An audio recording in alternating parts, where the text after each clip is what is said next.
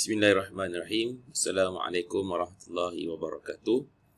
Alhamdulillah wassalatu wassalamu ala Rasulillah wa ala alihi wa sahbihi wa mawala. Thumma amma ba'du. Para pelajar yang dirahmati Allah Subhanahu wa taala, apa khabar semua? Saya harapkan semua dalam keadaan yang sihat-sihat dan semuanya diberikan kesihatan yang baik oleh Allah Subhanahu wa taala.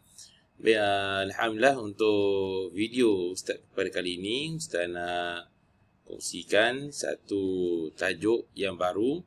Yang lepas kita dah masuk pada tajuk pelajaran Al-Fa'il.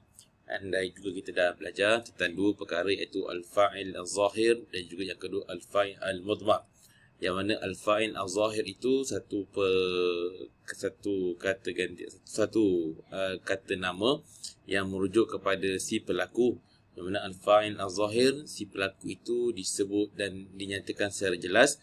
Manakala Al-Fa'il Al-Mudmar ialah satu kata ganti nama bagi si pelaku melalui kata ganti nama. Contoh, kataba ar-risalata.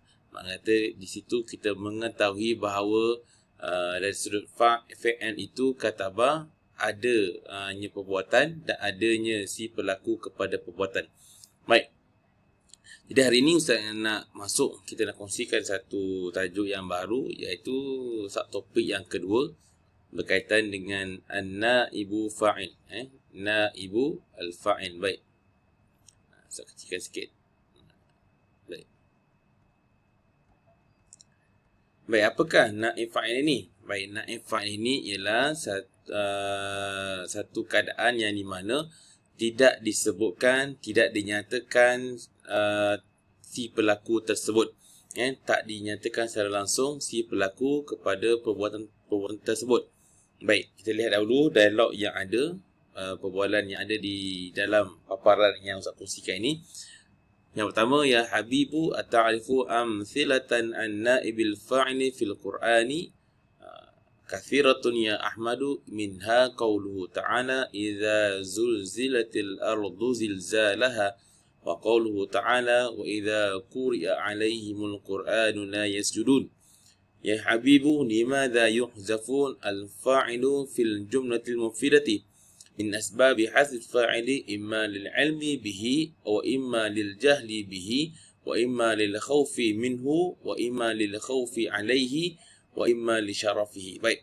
Di sini kita dapat satu perbualan di antara dua orang rakan, iaitu yang menceritakan tentang naibu fa'il. Baik, dikatakan di sini soalan, tahukah kamu ata'rifu amthilatan, tahukah kamu satu contoh tentang naib fa'il di dalam Quran? Maka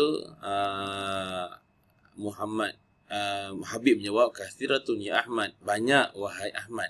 Antaranya ialah firman Allah Ta'ala idza zulzilatil ardu zilzalaha. Baik. Maka dalam pada ayat ini kita dapat lihat bahawa tidak kita nampak satu perbuatan, iaitu zalzalah, satu perbuatan iaitu perbuatan menggoncang. Dan maksud di sini idza zulzilatil ardu zilzalaha, yakni apabila bumi itu digoncangkan dengan goncangan yang begitu dahsyat. Membawa maksud di sini bahawa ketika hari kiamat nanti, bumi ini akan digoncangkan. Bumi ini akan digoncangkan.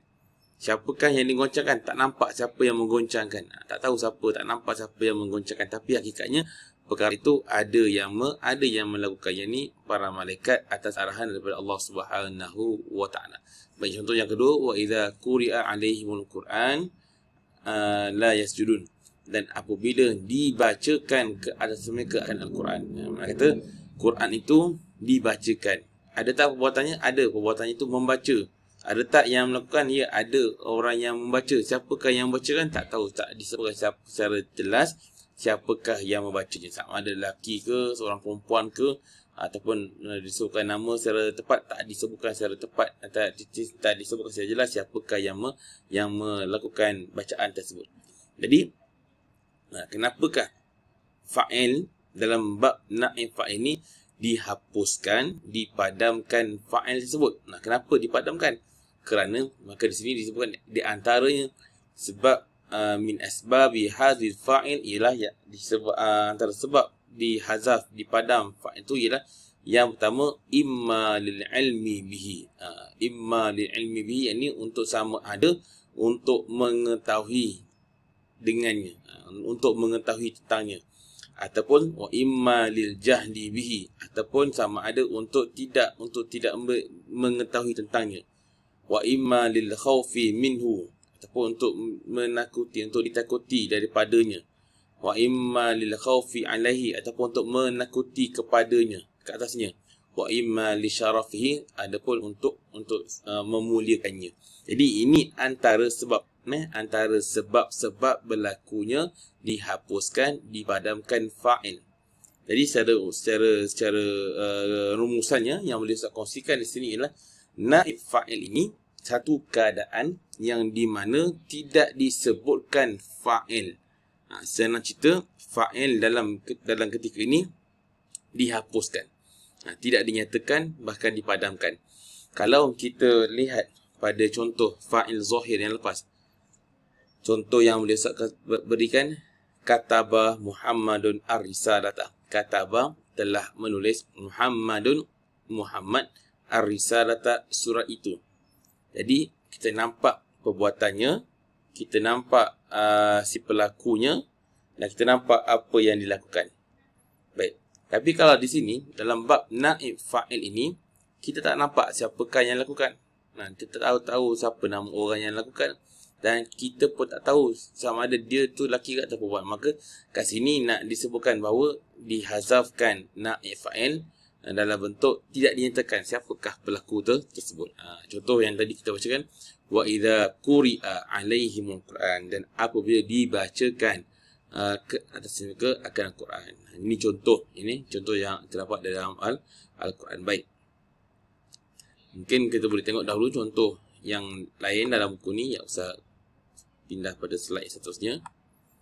Baik. Ini mungkin kalau dalam kelas Google Meet yang lepas mungkin belum sempat nak sentuh bahagian ini sebabkan masalah yang tak dapat nak dielakkan. Baik. Jadi yang pentingnya untuk kali ini Ustaz nak kalian semua faham, iaitu naib fa'il ini berfungsi dalam keadaan tidak dinyatakan. Tidak dinyatakan secara tepat, secara jelas siapakah berlaku kepada perbuatan tersebut. Baik. Jadinya macam mana kita nak kenal? Macam mana kita nak kenal ta'rif? Macam mana kita nak kenal itu ialah naib fa'il? Macam mana kita nak kenal? Kita nak kenal itu adalah naib fa'il. Baik. Yang pertama, cara kita nak kenal ialah dari sudut baris yang terdapat dalam perbuatan. Baris yang terdapat dalam fa'il. Contoh kita lihat di sini. Contoh yang Ustaz tunjukkan ni, sana'a al-khayyatu al-libasa. Sana'a telah menghasilkan, al-khayyatu tukang jahit, al-libasa pakaian. Jadi telah menghasilkan, tukang jahit telah menghasilkan sehelai pakaian. Baik. Sini sana'a jadi fa'il. Jadi fa'il. Sana'a ni jadi fa'il. Al-khayyatu jadi fa'il, si pelaku. Al-libasa jadi maf'ul bih. Jadi kita nampak adanya fa'il sana'a, adanya fa'il al-khayyatu, adanya al-libasa sebagai maf'ul bih. Baik. Ini kalau dinyatakan fa'il, kalau dinyatakan fa'il secara jelas, ni al-fa'il al-zahir dinyatakan secara jelas. Baik. Macam mana kita nak jadikan dia sebagai naib fa'il? Macam mana kita nak jadikan dia sebagai naib fa'il? Maka kita ubah. Baris sana'a ini kepada huruf pertama dibariskan hadapan, huruf kedua dibariskan dengan baris bawah. Maka kita akan dapati contohnya begini, iaitu suni'a al-libasa. Suni'a al-libasa. Suni'a ni telah dihasilkan, telah menghasilkan, telah menghasilkan. Al-libasu, telah menghasilkan pakaian itu. Apakah perbuatannya? Menghasilkan. Siapa yang menghasilkan? Tak tahu. Tak disebutkan nama, tak disebutkan secara jelas. Apakah yang dihasilkan? Ini pakaian. Jadi di sinilah jadinya contoh naib fa'il. Suni'a ini jadi contoh kepada naib fa'il. iaitu disebutkan secara jelas, disebutkan perbuatan itu, tapi tak disebutkan siapakah si pelaku kepada perbuatan tersebut. Baik, untuk video kali ini Ustaz nak menerangkan ini dahulu supaya anak-anak semua boleh faham apakah kaedah konsep berkaitan dengan naib fa'il, yang untuk kaedah cara kita nak ubah, nak ubah macam mana kita nak bariskan huruf-huruf ataupun kalimah-kalimah yang lain, kita akan kongsikan, akan sampaikan dalam video Google Meet dan juga video yang akan datang. Jadi untuk sekarang ni saya harapkan semua boleh memahami apakah itu naib fa'il dan apakah fungsi-fungsinya, dan bagaimanakah kita nak mengenali naib fa'il. Ya, mudah-mudahan kalau sekiranya ada yang tidak memahami dan juga ada yang tak jelas, boleh maklum kepada Ustaz. InsyaAllah saya akan cuba bantu untuk menerangkan dengan lebih lanjut. Jadi cukup sekarang tu untuk video Ustaz pada kali ini. Mudah-mudahan adalah manfaat yang boleh diambil, juga mudah-mudahan adalah kefahaman yang boleh dikongsikan.